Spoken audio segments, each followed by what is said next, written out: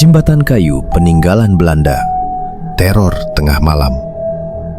Kisah ini berputar pada sebuah jembatan kayu yang panjang dan sangat angker, peninggalan era kolonial Belanda yang membentang di atas sungai. Suasana di sekitar jembatan dan bangunan tua di dekatnya selalu diselimuti aura suram dan mencekam. Perjumpaan pertama, sosok putih di tengah jembatan. Sekitar pukul 3 pagi, Bu Ida, seorang wanita muda, harus melewati jembatan itu dalam perjalanan menuju rumah ibunya. Jembatan yang sudah reot dan renggang kayunya membuatnya harus melangkah hati-hati. Saat tiba di tengah jembatan, langkah Bu Ida terhenti. Di depannya, duduk membelakanginya, adalah sesosok perempuan berambut panjang, mengenakan dres putih, samar-samar menyerupai noni Belanda. Bu Ida gemetar. Ia hanya bisa berdiri, membaca doa sebisanya. Kakinya terasa berat melangkah. Setelah penantian yang terasa mencekik, sosok itu akhirnya berdiri, melayang ke udara sambil mengeluarkan suara tawa yang melengking kencang. Tawa itu menusuk telinga, dan sosok tersebut terbang menjauh, menuju puncak pohon beringin besar di samping bangunan kosong dekat sungai. Bu Ida berlari sekuat tenaga setelah melewati jembatan, tidak berani menoleh lagi. Korban berikutnya, Pak Harun dan bantuan tak terduga. Keesokan harinya, Bu Ida mendengar kabar duka. Seorang kakek tua di kampung sebelah meninggal. Anak sang kakek, Pak Harun, memutuskan untuk pulang ke rumahnya sendiri malam itu, meskipun dilarang oleh saudara-saudaranya. Istrinya yang menanti membuatnya nekat. Tepat di tengah jembatan yang sama, Pak Harun berhadapan dengan teror serupa. Sosok wanita berbaju putih dengan rambut panjang duduk membelakanginya, persis seperti yang dilihat Bu Ida. Namun, kali ini terasa lebih jelas. Pak Harun dilanda ketakutan yang luar biasa.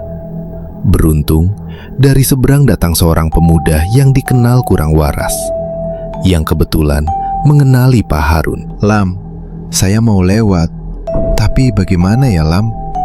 tanya Pak Harun. Pemuda itu menjawab polos, "Pak Harun, buka saja bajunya." Pak Harun menuruti. Begitu ia membuka bajunya, sosok itu seketika terbang ke atas sambil tertawa cekikikan. Tawa mengerikan khas kuntilanak.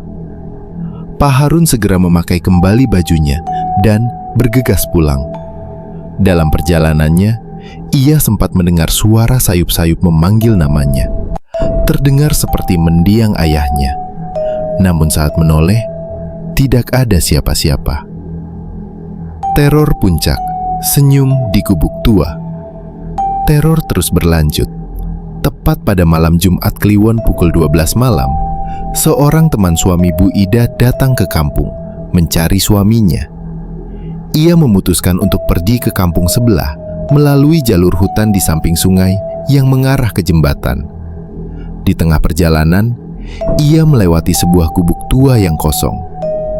Langkahnya terasa berat, namun ia terus maju.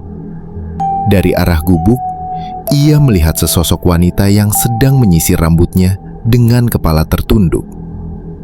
Karena rasa penasaran bercampur keberanian yang mendadak, pemuda itu mendekati gubuk. Saat itulah kengerian yang sesungguhnya terjadi. Sosok itu mengangkat kepalanya dan memperlihatkan senyum lebar yang mengerikan, diikuti oleh suara tawa nyaring. Pemuda itu menjerit, "Setan!" dan lari kencang kembali ke kampung Bu Ida, berteriak meminta tolong. Kesimpulan warga. Kejadian-kejadian beruntun ini membuka mata warga. Mereka semua mengakui sering melihat sosok yang sama. Warga akhirnya meyakini bahwa makhluk tersebut adalah makhluk penunggu jembatan yang jahat dan usil.